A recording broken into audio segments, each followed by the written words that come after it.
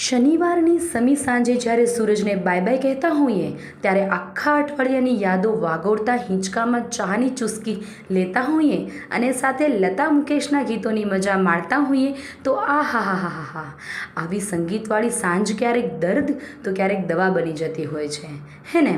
જીવનકાળના તબક્કાઓની શરૂઆત એમ આપણું બાળપણ જ હાલરડા અને જોડકણાથી શરૂ થતું હોય છે. હાલરડું સંગીત શીખ્યા વગર જ ખબર નહીં કેમ આટલું અસરકારક મમ્મી ગાઈ લેતી હશે.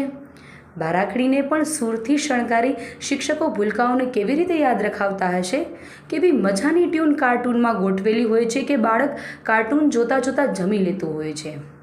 વિષય સંસ્કૃત, ગુજરાતી કે હિન્દી હોય, કવિતાઓ યાદ કરવામાં પણ સંગીતની જરૂર પડતી જ હોય છે. આજકાલની ટીનેજની શરૂઆતમાં જ અલગ અલગ ગીતો ગણગણવાના શરૂ થઈ જતા હોય છે. એમાં પણ જિંદગી ના મિલેગી દોબારામાં જાવેદ અખ્તરના શબ્દો હોય, ગુરુ ફિલ્મમાં AR રહેમાનનું સંગીત હોય, રામલીલામાં ઓસમાણ મીર મોર બની થનગાટ કરે અને રાત્રે આપણા પ્રેમીને શ્રેયા ઘોષાલનું ધડક મૂવીનું ટાઇટલ સોંગ ડેડિકેટ કરતા હોઈએ તો એનાથી વિશેષ સંગીત શું હોય.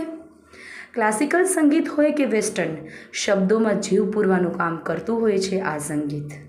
ઘરમાં દાદી હોય તો રેડિયો હોવાનો જ. મેરા નામ જોકરના ગીતો અઠવાડિયામાં એકાદ વાર તો સાંભળતા જ હશે. પાછલી જિંદગીમાં સંગીત ખરેખર દવા બની જતું હોય છે. ત્યારે તો એવું લાગવા લાગે છે કે બીમારી જેવું કશું હોતું જ નથી. આખા એ જીવતરમાં જીરવેલી ઘાતો અને વરસેલા હરખના ઉમળકાઓ કે જે પેટ છૂટીને બહાર ન કાઢેલા હોય એ બહાર બીમારી થઈને નીકળે છે. એટલે જ ખુલીને હસવું અને ખુલીને રડવું ખૂબ જરૂરી છે. સંગીત આપણે રાજી પણ કરી શકે છે અને રડાવીને મન હલકું પણ કરી શકે છે.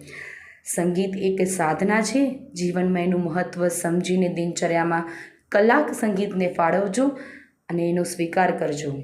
સંગીત દિવસની ખૂબ ખૂબ શુભેચ્છાઓ. થેન્ક યુ મિત્રો. ફરીથી મળીશું નવી વાત સાથે. ત્યાં સુધી ગુડ બાય, ટેક કેર.